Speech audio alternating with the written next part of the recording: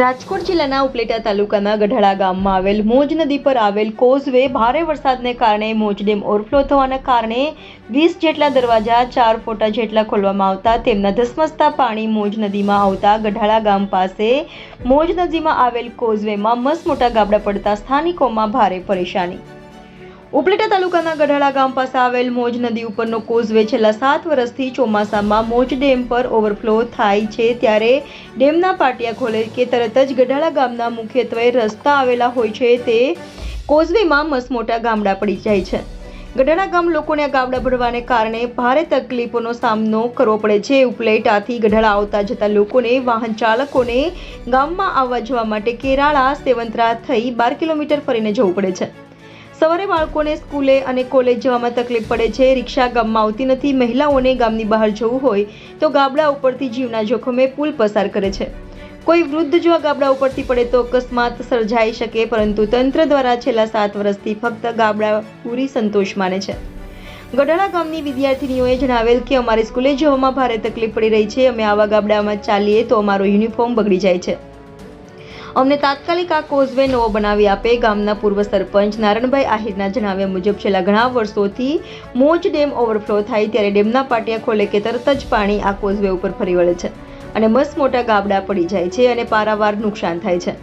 ત્યારે છેલ્લા 2 વર્ષથી આ કોઝવે મંજૂર થઈ ગયો છે અને ઊંચો પુલ બનાવવા 6 કરોડના ખર્ચે મંજૂર થયો હોવા છતાં હજુ સુધી કોઝવે બનાવેલ નથી। ગઢાળા ગામનો કોઝવે તાત્કાલિક ઊંચો બનાવી આપવા સ્થાનિક ગ્રામજનોએ રામધૂન બોલાવી વહેલી તકે પુલનું કામ પૂર્ણ કરવા સૂત્રોચ્ચાર સાથે માંગ કરી છે। રિપોર્ટર જગમાલ સુવા, ઇન્ડિયા 24 ન્યૂઝ, ઉપલેટા।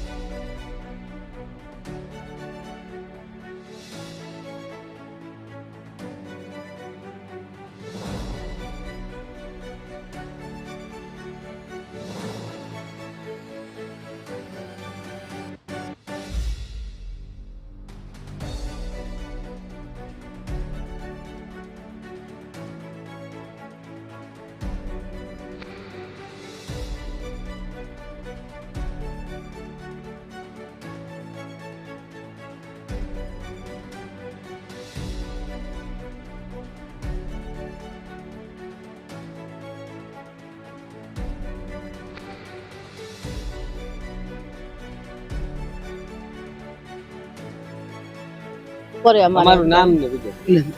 હંસાબા। આ તમારે જે રસ્તાનો પ્રશ્ન છે, કોઝવે ખરાબ છે, શું કહેશો? તાત્કાલિક હમું કરે ન કરે, આમાં કેમ માણસ રહે? વિદ્યાર્થીઓને ભણવા માટે શું હાલાકી છે? અરે એની વાત ચાવ દો, ઘરે બેઠા વિદ્યાર્થી કેવી રીતે આમાં ભણવા જાય? તો અમારે ઘર રાશન કોઈ આ તે કેવી રીતે લેવા જાવ? કઈ બધા માણસ તો તાલુકદાર નથી, ઘરે બધાની હોય બધું તાત્કાલિક લેવા જાય આવું બધું આમ ને। હવે મારું નામ વિનુભાઈ અને ગામ ગઠાળા। વિનુભાઈ, આ કેટલો ટાઈમ થયો રસ્તો પાસ થઈ ગયો અને આજે ખરાબ થઈ ગયો છે, એનું 4 વર્ષથી આ પાસ થઈ ગયો હોય પણ આ થતો નથી અમારે ફૂલ બરોબર। તો અમારે આ માંગ છે કે 4 વર્ષ ગમે તે જલ્દી રીતે ઝડપી કરે ને વ્યવહાર લઈ જવા માટે કેટલા કિલોમીટર ફરવા જવું? 10 કિલોમીટર ફરવા જવું પડે છે બરોબર। તો અમારે કેવી રીતે જવું? ડિલિવરીમાં કોઈ પણ એવા કેસ હોય તો કેવી રીતે અમારે જવું? આમાં 10 કિલોમીટર તો ખાલી ફરવા જવું પડે છે। વિદ્યાર્થીઓને કેવી અવર જવર? વિદ્યાર્થીઓને અવર જવરમાં બહુ તકલીફ પડે છે બરોબર. આ કોજી ઉપર કઈ સાધન હાલે એમ નથી અને આમ ફરીને 10 કિલોમીટર જવું પડે એટલે વિદ્યાર્થી શું કરે? શું માંગ છે તંત્ર? અમારી માંગ એવી છે જલ્દી આ રિપેર કરે. તમારું નામ નહીં વિચાર. ઉપલેટા તાલુકાના કઠાડા ગામના પૂર્વ સરપંચ નારણભાઈ આહિર. આજે છેલ્લા 3 દિવસથી મોજ ડેમ ઓવરફ્લો થયેલ હોય જેને કારણે કઠાડા ગામનો જે મુખ્ય રસ્તો મોજ નદીની અંદર આવેલ હોય જે છેલ્લા 3 દિવસની અંદર પાણીમાં ગરકાવ થઈ ગયેલ છે, જેને કારણે ગામ લોકોને તાલુકા મથકે જવા માટે 12 કિલોમીટર અને ફરીને જવું પડે છે, જેને કારણે વિદ્યાર્થીઓને પણ મુશ્કેલીનો સામનો કરવો પડે છે. અત્યારે પાણી ઉતરી ગયેલ હોય જેને કારણે જે મુખ્ય રસ્તા જે કોઝવે આવેલ છે તેમાં ઠેર ઠેર મોટા મોટા ગાબડા પડેલ છે.